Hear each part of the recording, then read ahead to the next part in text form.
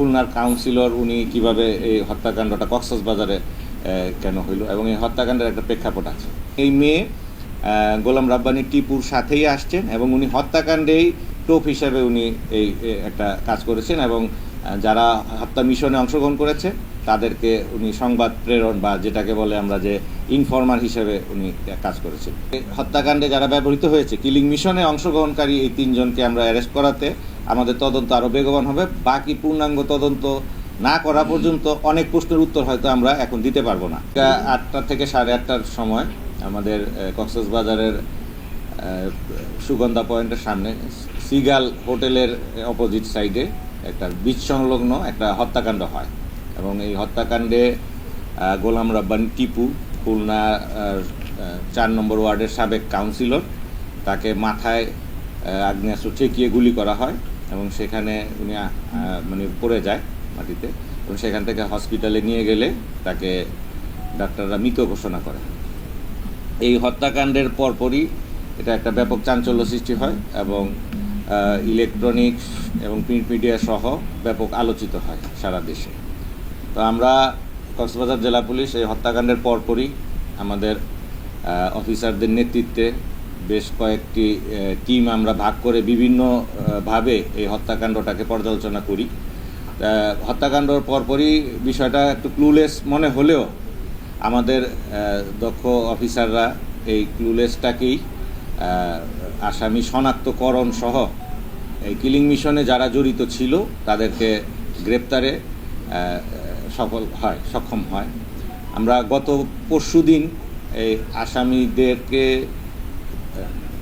সিলেট বিভাগের মৌলভীবাজার জেলার জুরি থানা থেকে আমাদের অতিরিক্ত পুলিশ সুপার সদর সার্কেল সে ফিজিক্যালি তার নেতৃত্বে আমাদের সদর মডেল থানার যে টিমটা গিয়েছিল তারা আসামিদের গ্রেপ্তার করতে সক্ষম হয় এবং গতকালকে আসামিদেরকে আমরা কক্সবাজারে এই টিমই নিয়ে আসে এবং আসামিদের শনাক্ত মতেই আসামিদের দেওয়া তথ্য মোতাবেক এবং শনাক্ত মতে আমরা হোটেল কক্স কুইন রিসোর্টের 208 নম্বর রুমের ফলস ছাদ ভাবে যে বাথরুমের যে ফলস ছাদ সেইখান থেকে আগ্নেয়াস্ত্র এই হত্যাকাণ্ডে ব্যবহৃত আগ্নেয়াস্ত্রটিও আমরা উদ্ধার করি এবং আগ্নেয়াস্ত্রের ইউএস মেড পিস্তল এবং আগ্নেয়াস্ত্রের থেকে আমরা ম্যাগজিন থেকে আমরা 4 রাউন্ড গুলিও উদ্ধার হয় এবং এই গুলির খোসার সাথেও আমরা আপাত দৃষ্টিতে যে ব্যবহৃত এবং ঘটনাস্থল থেকে যে উদ্ধারকৃত যে গুলির খোসাটা সেটাও আমরা মিলিয়ে মোটামুটি আমরা নিশ্চিত হই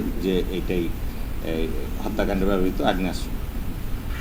ক্যামেরায় ওয়াও, স্টাইল দেখাও, Xenon X21 পারলে ঠেকাও। তো হত্যাকাণ্ডটা নানাভাবেই মানে অনেকের মনে প্রশ্ন দিয়েছে যে খুলনার কাউন্সিলর উনি কিভাবে এই হত্যাকাণ্ডটা কক্সবাজারে কেন হইল এবং এই হত্যাকাণ্ডের একটা প্রেক্ষাপট আছে। আপনারা এমনি খুলনার যে জিওগ্রাফিক্যাল যে লোকেশন এবং যে খুলনা বেল্টের যে বিভিন্ন চরমপন্থী সহ বিভিন্ন মতাদর্শের যে বাহিনী যেমন পূর্ব বাংলা কমিউনিস্ট পার্টি এরকম বিষয়গুলো খুলনাতে কিন্তু এটা ব্যাপকভাবে আছে। তো এই হত্যাকাণ্ড যদি আমরা প্রেক্ষাপট চিন্তা করি, হত্যাকাণ্ডে যিনি হত্যা করেছেন এই হত্যাকাণ্ড উনার যিনি শ্যুট করেছেন গুলি করেছেন তার নাম হচ্ছে শেখ শাহরিয়ার ইসলাম পাপ্পু। তো বিগত 2013 সালে এই পাপ্পুর চাচার হত্যাকাণ্ডে এই গোলাম রাব্বানী টিপু তার জড়িত থাকার যে এটা আছে এবং আমাদের মানে গোপন সূত্রে জানা যায় যে এই হত্যাকাণ্ডটা টিপু নিজেও ওই হত্যাকাণ্ডে ফিজিক্যালি উপস্থিত ছিল। সেইটার একটা বিষয় আছে, এখানে একটা শত্রুতা এবং ক্ষোভ তৈরি হয় এবং স্থানীয় আধিপত্য এবং প্রভাব বিস্তারের দ্বন্দ্বকে কেন্দ্র করে সার্বিক বিষয়টি মিলিয়েই এই হত্যাকাণ্ডর মোটিভ মানে হত্যাকাণ্ডটা সংগঠিত হয়েছে এবং এটা একটা পূর্ব পরিকল্পিত এবং খুবই সুকৌশলে পরিকল্পিতভাবে এই হত্যাকাণ্ডটা করা হয়েছে। আমরা এই 3 জন আসামিকেই এই হত্যাকাণ্ডের যে মামলাটা রুজু হয়েছে, ভিকটিমের বোনের হাজব্যান্ড এই মামলার বাদী, সেই সদর থানার 18 নম্বর মামলা জানুয়ারি মাসের 302/34 দণ্ডবিধিতে যে মামলাটা রুজেছে এই মামলায় আমরা ভিকটিমদের প্রডিউস করব। জি, আপনারা জানেন যে গতকালকে আমরা আসামিদেরকে আনতে রাত হয়েছে আমাদের এটা তো তদন্তের একটা বিষয়, এটা প্রাইমারি আমরা একটা প্রেস ব্রিফিং করছি এখন। এখানে আমরা হত্যাকাণ্ডের কারণটা বলেছি, আধিপত্য এবং প্রভাব বিস্তারের দ্বন্দ্ব এবং পূর্বশত্রুতা। যে ছেলেটা হত্যাকাণ্ড সংগঠিত করেছে, যিনি মানে গুলিটা করেছেন, তার চাচার হত্যাকাণ্ডেই আবার এই গোলাম রাব্বানী টিপু কিন্তু ওই মামলার আসামি। তো এখানে একটা প্রতিশোধ স্পৃহাও কাজ করেছে এবং ওই যে হুজি শহীদুল, যাকে শাহরিয়ারের যে চাচা, তিনিও পূর্ব বাংলা কমিউনিস্ট পার্টির নেতা ছিলেন।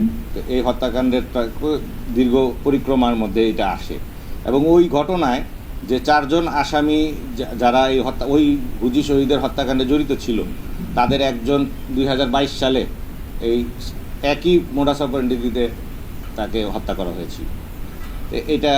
এটা একটা বিষয় আছে। আর এখনই যেহেতু আসামি আমরা মাত্র গ্রেপ্তার করেছি, আমাদের পরবর্তী তদন্তের যে কার্যক্রম আছে সেগুলো আমরা পরিচালনা করব এবং তদন্ত বিশদভাবে করার পরে আরও যদি কিছু পাওয়া যায় আমরা আপনাদের কাছে উপস্থাপন। ব্যালিস্টিক পরীক্ষা করাইনি, অস্ত্রটার গায়ে যে মডেলটা লেখা আমরা ঠিক হুবাহু ওইটাই বলেছি, ঠিক আছে। আর অস্ত্রর যোগানদাতা, অস্ত্রর সোর্স, এটা আমরা তদন্তে আসবে। এটা আমরা প্রাইমারি, যেহেতু আজকে প্রাইমারি আসামি অ্যারেস্ট করার পরপরই যেহেতু একটা চাঞ্চল্যকর ঘটনা, সারা দেশেই এটা মিডিয়াতে ব্যাপকভাবে প্রচারিত হয়েছে, আমরা প্রাইমারিভাবে হয়েছি। তদন্ত বলা যেতে পারে যে 9 তারিখে ঘটনার পরপর তদন্ত শুরু হলেও আসামি আমরা হাতে পেয়েছি এবং যে হত্যাকাণ্ডে যারা ব্যবহৃত হয়েছে, কিলিং মিশনে অংশগ্রহণকারী এই 3 জনকে আমরা অ্যারেস্ট করাতে আমাদের তদন্ত আরও বেগবান হবে। বাকি পূর্ণাঙ্গ তদন্ত না করা পর্যন্ত অনেক প্রশ্নের উত্তর হয়তো আমরা এখন দিতে পারবো না এবং কিছু প্রশ্নের উত্তর আমরা তদন্তের স্বার্থেই আমরা দিব না, এটা তদন্তের বিষয় আছে।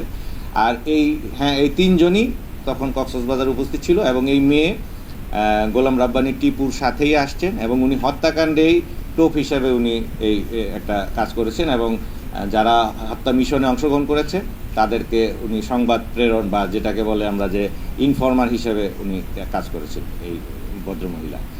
আর ওনারা 3 জনই এখানে ছিলেন।